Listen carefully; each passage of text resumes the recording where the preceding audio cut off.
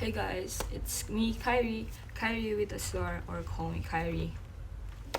Um, Today I'm going to show you all the books that I got the other day and how I'm happy that I got these books, but at the same time I got really really sad after. I'll tell you why. So I found out that there's two new bookstores that is 30 minutes away from me. So I went there and I got all these books for $30, I think. Yeah, $30. I'm gonna show you. First of all, they gave me a free book in the kids section, and I found Teen Titans. Uh, it's about a Blackfire, and it got this illustrations. It's a mini comic, black and white comic, with, well, not really comic because it has narration. So it's like it's a book, and it has really great art in it. And I grew up with Teen Titans, and I love Robin and Starfire and Cyborg and Beast Boy and Raven, Asrion, Metreon, Synthos. Like, bro, I grew up with these people. Um, it's so beautiful. I love this last part. So I got this for free. So I love that. So first of all, I wanted to talk about, this is one of the books that is on my list for so long. This is Robert Louis Stevenson's Dr. Jekyll and Mr. Hyde. So what's Dr. Jekyll? What's so interesting about this book? So let me tell you about it. It was written during the Victorian era. It's it's in 1889, if I'm not wrong. If I remember right. I probably remember right. 1889 gothic horror story about Dr. Jekyll, who takes drugs and then becomes Dr. Hyde, who is a evil serial killer, and we follow the main character, who is a practitioner, trying to solve this case. Like, why does it happen, etc., narrating the story, how's it going. And I'm sorry, though my windows are shaking because the wind is so strong and there's a storm in Manila right now. And look at this cover as well. It's so fucking creepy, and looks like he has two faces, because that's two person inside one's body. It's a groundbreaking horror book story that you must read if you're into horror, if you like um detective stories. I love shit like that. I love Batman. So yeah, I'm really kicked about it. And it's not only about the dual personalities of people, but it also talks about the good and evil that is all around us, and how can people be good.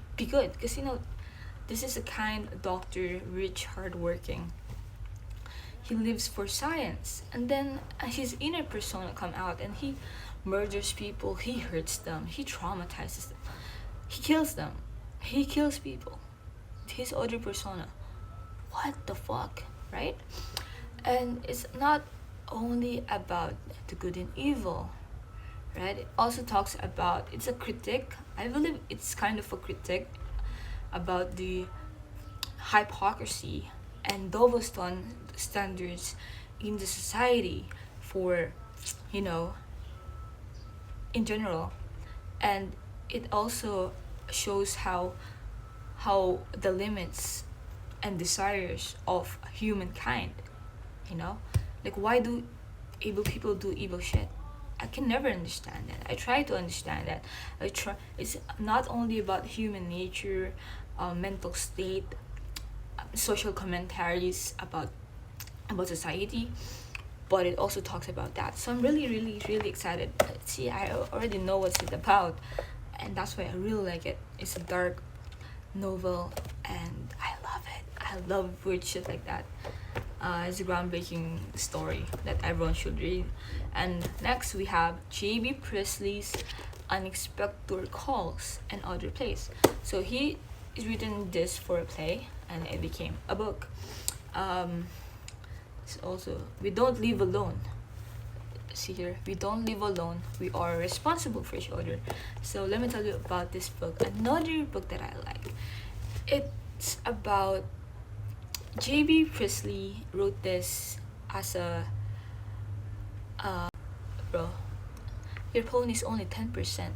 Or that's where the fucking cut off. But J.B. Priestley talks about it. Talks about talks about how a policeman interrupts a rich family's dinner to question about the suicide of a young working class girl. So J.B. Priestley was a socialist, and this book is really not political.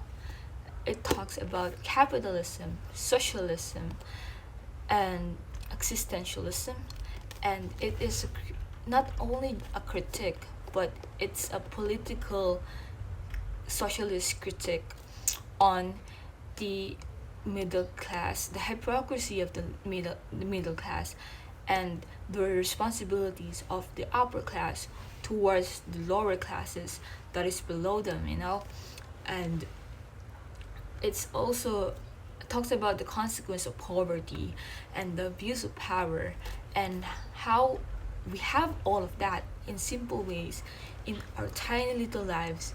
We have abuse of power, poverty, and everything. And how can that, you know, affect someone's life? Bro, my stomach just growled like I haven't eaten, so. And I really like the consequences of the inequality, and how poverty affects life in general. So it's really another detective story. Yes, it's also written in British. Yeah, it's also a British book, Britain book. Okay, Great Britain Times, and this Virginia Woolf, Mrs. Dalloway. Okay, I love Virginia Woolf, but I never read Mrs. Dalloway. So this was written. Another fun fact: this was written during after the post-World War One in the UK. So it's a 1921, and people called it political. I think every book and every film is political. I think that's cleared up. I think authors write books during. Authors write books, and they are affected by the politics that is happening during that time in their country. It affects them. The way they write the stories, the way they talk about the government, it's all clearly there. No question there. So this is about a sense of, what do you call that? Narration, sense of the thing inside our mind. So it's a stream of thoughts. We go all the way, and Mrs. Dalloway daydreams about her past, her present, her future, and all of that. So it talks about the reality of time and how we grew up on it, and it talks about the consequences of the World War and how it affects you, and the tragedy, the trauma, mental illness, feminism, and most of all, my favorite topic of all time, existentialism, is discussed in this book. So I'm very, very excited about that. So next, for last and the least, we got A Christmas Carol by Charles Dickens. Okay. Wait, someone texted me. Okay, so up next we got Charles Dickens' A Christmas Carol. Okay, so first of all, when I saw this, I knew I had to get it. I read The Christmas Carol already, but when I was growing up, and it was borrowed in my private school's library. And yeah, so when I found this, I was like, I have to get it so my nieces and my nephew can read it. I'm trying to get they're not my kids, but my siblings' kids, to read. I want nothing else but for them to drop their iPads, drop their Roblox. I also buy them Roblox, so maybe I'm the problem. Oh God, being a parent is so hard. I'm trying to be the best aunt that I can be. They really trust me, and they tell me whatever they want. and I just want to push them into reading. And I'm not, you should read this, you should read that.